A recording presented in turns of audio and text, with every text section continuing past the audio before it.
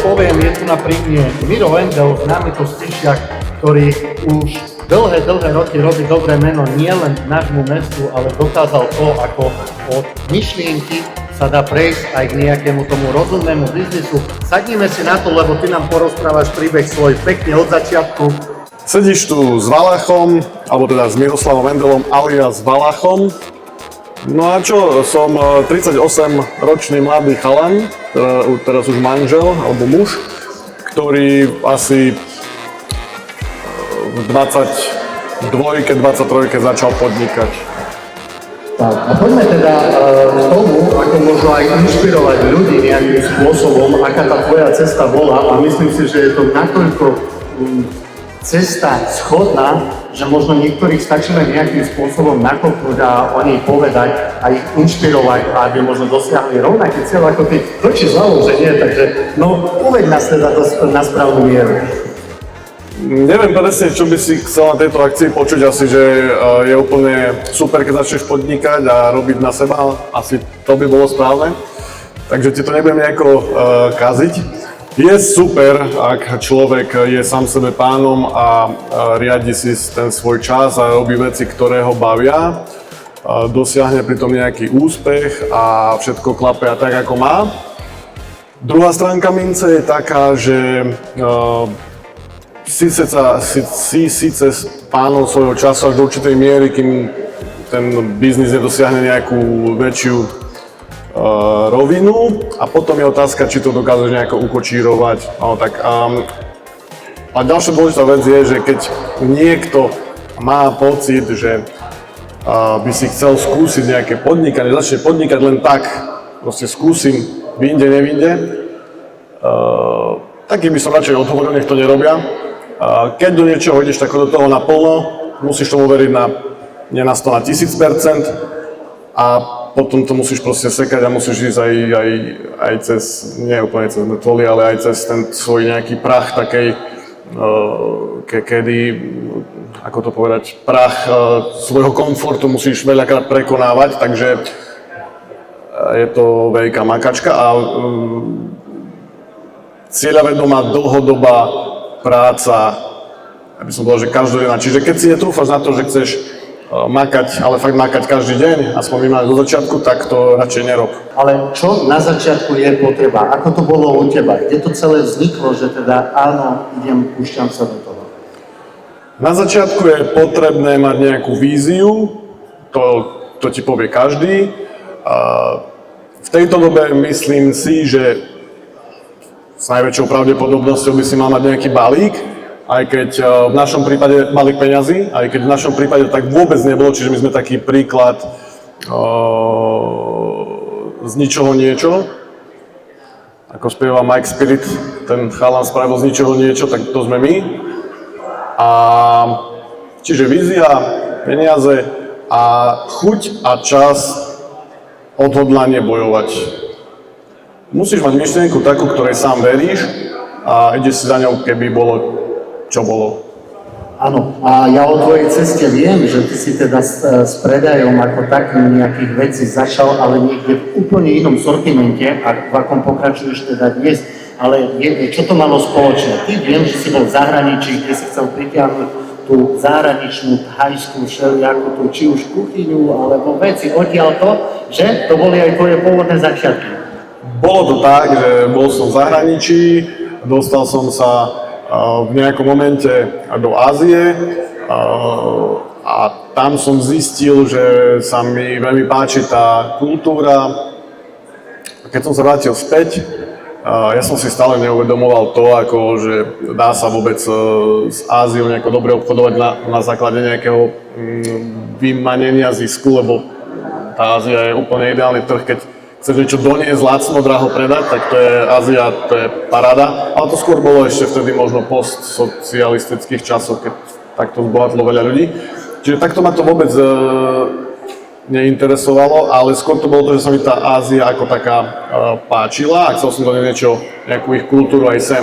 No a keď som začal premýšľať, že ako, s kým, za koľko, tak som zistil, že to je príliš náročné robiť niečo s tak ďalekým trhom a tak nepoznaným mnou v tom čase, že som si povedal po nejakých pár týždňoch alebo možno mesiaci, že poďme z toho radšej preč z tejto cesty, ale myšlienka zostala a akurát sme zmenili tú destináciu, s ktorou chceme robiť, nie je to Ázia, ale je to Slovensko a Česko potom. A ako si k tomu prišiel? Videl si to, cítil si to teda na ľuďoch, že teda niečo také si žiadajú a pýtajú, alebo aký bol ten prechod z tej zahraničnej ponuky na vyslovene domácu, ako trvá aj dodnes? Nikdy sme si nerobili žiadne analýzy, ani také prípravy na začiatok podnikania, proste to bolo také, ja by som povedal, že nám sa odohralo v podnikaní strašne veľa náhod.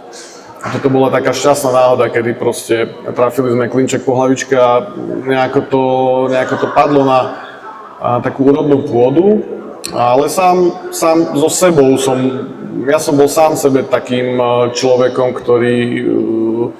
ktorý si chcel naplniť svoj... Ja som naplnil dopyt sám sebe, ako keby, lebo takéto veci ma vždycky priťahovali, aj tá kultúra, aj to umenie, aj tie tradičné veci, výrobky, ručne vyrábané takto. Čiže som doplnil dopyt sám sebe a tak, no. Začal som si plniť svoj sen týmto. Ono to je veľmi pekné, keď teda sen, keď zároveň dokáže aj finančne potiahnuť, lebo povedzme si, teda nie je to len o tom, aby som sa ráno budil s pocitom, že robím, čo ma baví, ale na druhej strane, že robím aj to, aby som učil seba a ľudí, ktorých mám pod sebou a ktorí sa na mňa v tomto smere spoliehajú. To znamená, že ty si časom rozširoval aj ten pracovný tím. Tu na Spišskej Novej Vsi. Ako to prosím ťa pekne je s ľuďmi? Ako je to aktuálne? Ak zháňaš niekoho a potrebuješ, nájdeš? No tak my sme taký dobrý príklad toho, že nájdeš, ale musíš fakt hľadať. Musíš riť, hľadať, vyťahovať z rukáva, z vrecka, z topánky, zo všade, ale nakoniec nájdeš. Ale nájsť schopného človeka, taký, ktorý je lojálny, zostane s tebou, nepodrazí ťa o týždeň, toto je momentálne asi taký najťažšia moja teraz úloha, lebo stále hľadáme nových ľudí, buď s nejakými prestávkami, že raz za pol rok, raz za rok nám niekto vypadne, väčšinou to sú také, že materské dovolenky, ale hľadáme. A vtedy proste doluješ, voláš kamošom všetkým možným, napíšeš všetkým facebookovú správu, každý ti povie, aha, dobre vedieť, dačo, keď budeme niečo počuť, tak ti niečo pošleme, nikto ti nič nepošle, takže musíš vydolovať, aj tebe som volal, aj takto.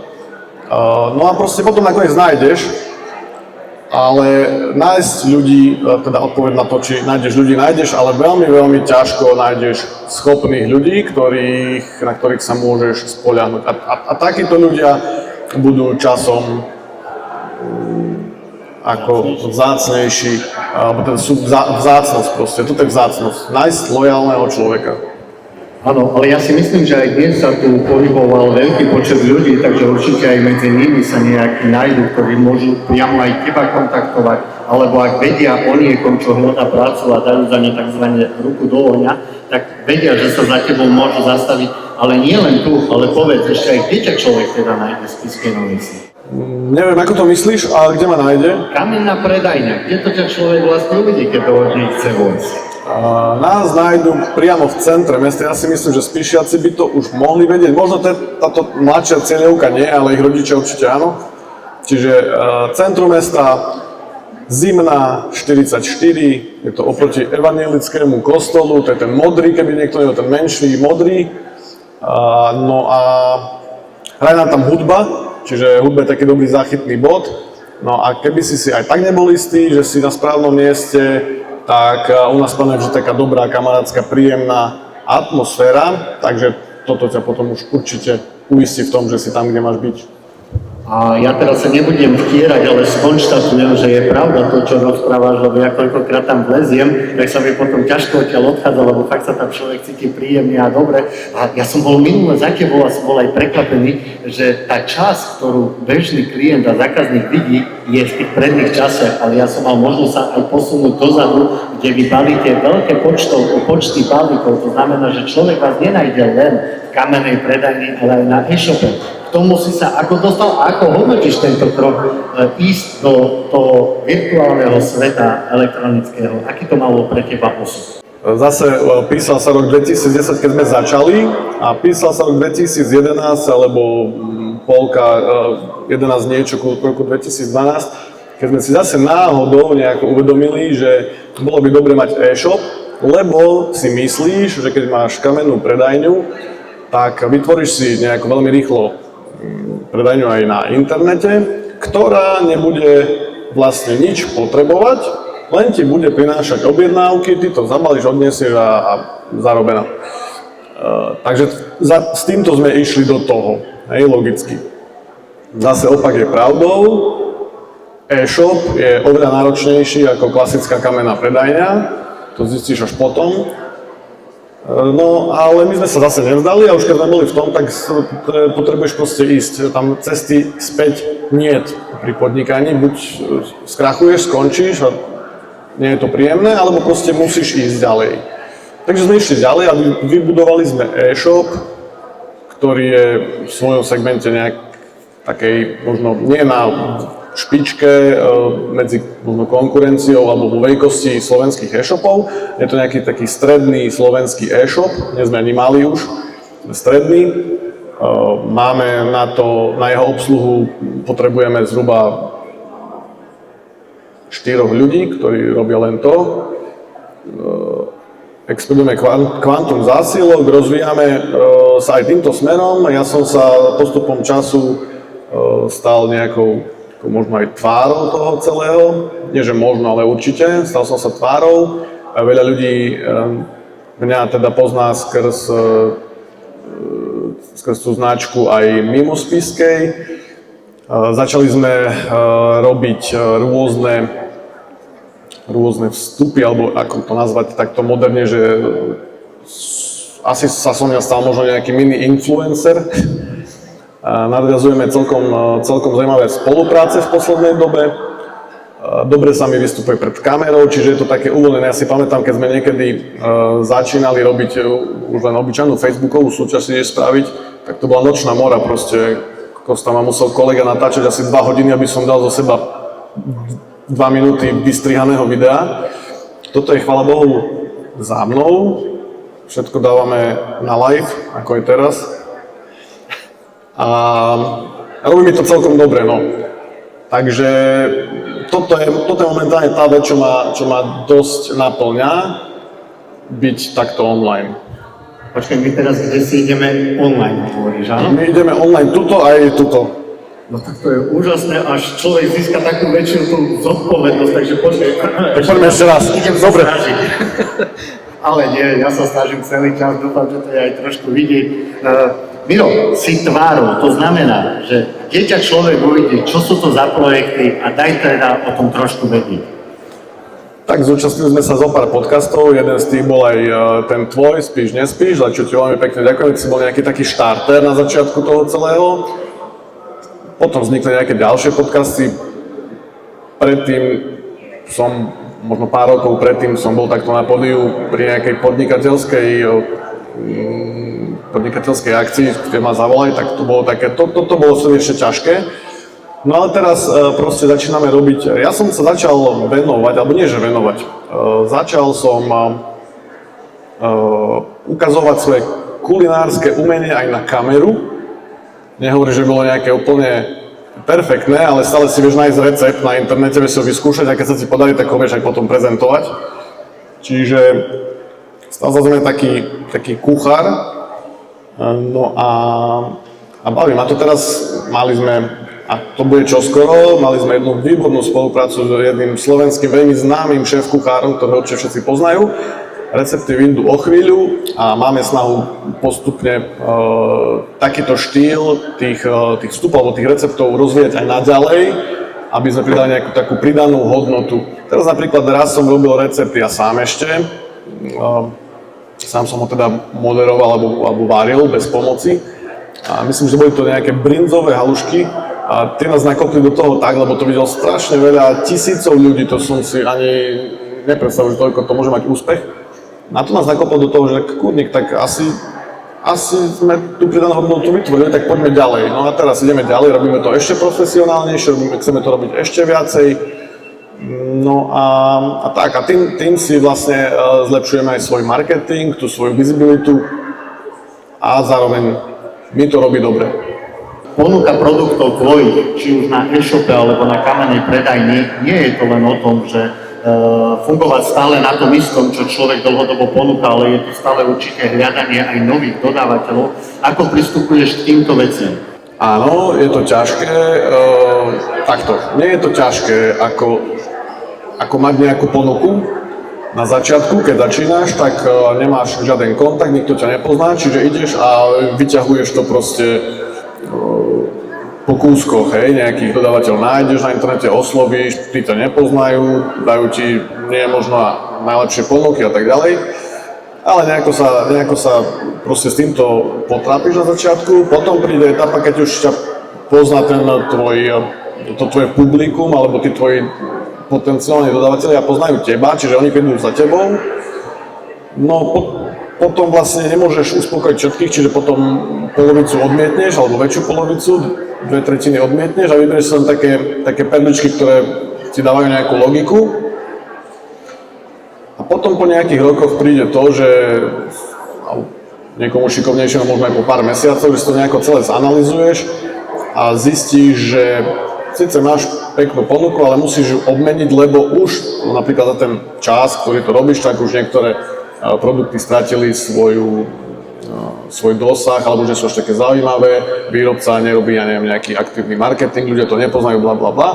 Čiže prídeš na to, že musíš veľa produktov vyhodiť. Čiže vyhodíš veľa produktov a naskladíš nové produkty, lebo vlastne tie štvoráky, ktoré obsluhuješ, čo je najdrahšie na podnikanie, asi štvorák a neekonomické, alebo ako to povedať, nevyužitý štvorák je to najdrahší štvorák, čiže musíš tam dať výrobky, ktoré prinášajú nejakú logiku. Takže začneš zase oslovať nových partnerov, tí ťa už poznajú, čiže máš jednoduchšiu cestu, prekopeš zo pár stojanov a ideš ďalej. No teraz sme v tej fáze, že práve sme veľa vecí prekopali, zlepšili, obnovili a rozvíjame sa ďalej. No. A čo si aktuálne spíšiaci tak najviac u teba hľadajú a pýtajú, čo je teraz to také highlight vašej predajne, čo ide najviac? V decembri to bude určite kyslá kapusta, tam nepoznám spíšiaka, čo by na Vianoce neriešil kapustu cez teba, ale mimo nej, čo tam je to naj? Mimo nej, ja som sa povedal, že áno, že Lukáš, ty si taký kapustový typ, ty na tú kapustu si rád postojíš v tých radoch. A nikdy si to spomínal, ale najväčší highlight náš sú momentálne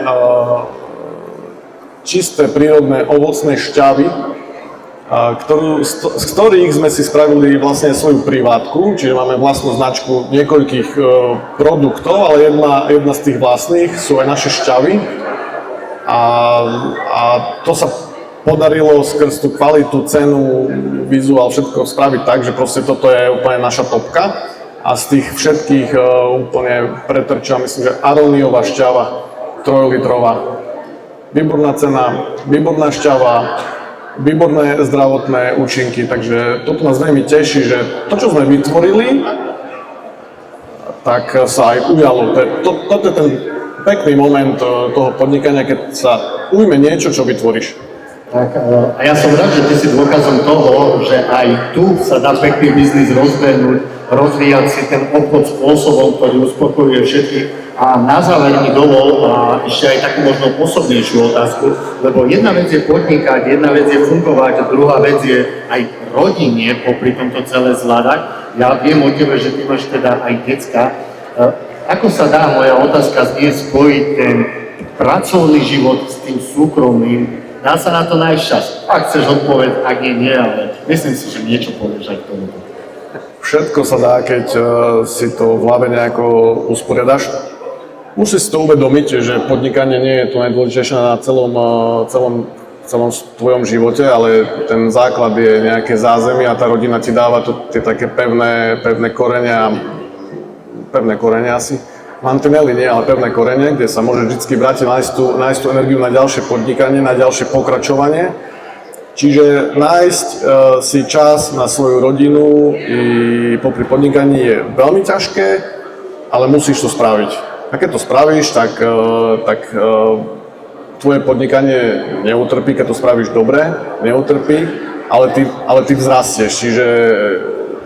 Čiže tak, dá sa to sklbiť a treba si to uvedomovať. No. A keď prídete do predajne v Valách, tak sa nezľaknite, že občas zakasoví aj mladá slečna, ktorá ti vypomáha, že? Jedna z tvojich dcer. Pomaly školíš decka teda, hej? Do ich ďalších budúcich životov a krokov? Tak ako Baťa robil Baťové školy práce, tak my robíme v Valách škôlku a školu občas. Čiže keď naše baby akurát musia nejaký čas tráviť s nami na predajni medzi krúžkami, školou a krúžkami takto, tak som veľmi rád, že si našli tú cestu a zábavu byť pri nás aj tak úplne naživo, pokladňa, tovar, všetko. Samozrejme, že ich trošku motivujeme aj tým, že si niečo zarobia. To je, myslím, že taký dobrý motivátor, aj tým deťom ukázať, že peniaze sa zarábajú, nedostávajú, hej. Čo si zarobia, má to taký edukačný podtón a zároveň nenudia sa. A máme z toho všetci dobrý pocit, lebo pozerať sa na svoje dcery, alebo deti, ako ti pomáhajú v práci, to je krásny pocit. Takže som na nich veľmi hrdý, že sú nám takouto oporou a že nám dokážu akceptovať tie také naše s manželkou nutné občas časy strávené možno nie v pohodlí domova, ale v práci, ktoré sú oni súčasťou, hej, naše mladé baby. No a moju záverečnú otázku možno nie všetci pochopia, ale napriek tomu sa opýtam, lebo v našom podcaste, teda v mojom podcaste naposledy, sme sa bavili o tom, že budeš mať nejaké tie kúrky a budú nejaké tie vajíčka, ktoré teda nepôjdu na predaj do predajne, ale ako, hydina už behá po dvore. Toto si dal veľmi takú podpásovku vejku, lebo áno, hydina behala po dvore, len sa vyskytla taká vec, že nám cudzie psy podhrabali až plot a stala sa vec. Čiže psy sú už vyriešené, kúrky tiež a verím v to, že v marci ich bude viac, prídu zás. Myslíš psov? Nie kúr. Plot bude opravený a vajíčka budú dostupné. Dobre, tak ja som samozrejme nevedel, že rýchlim do živého poslednou otázkou, ale Miro, ja ti veľmi pekne ďakujem aj vám, ktorí ste si tento rozhovor vypočuli. Verím, že budeš inšpiráciou a vzorom pre mnohých, že ako si na začiatku povedal, že z ničoho sa dá urobiť niečo a niečo, čo robí radosť nielen vám, ale aj vašim klientom a zákazníkom. A poznáš to v mojom podcaste. Na záver ti dám priestor už bez toho, aby som sa niečo pýtal, takže nech sa páči, poď na to, povedz už niečo bez toho, teda bez nejakých tým položenej otázky. To si nikdy neuvedomím, že ty mi dáš ešte posledné slovo a potom tých pár sekúnd mám takých, že najťažších v tom danom dni, kedy rozmýšľam, čo poviem.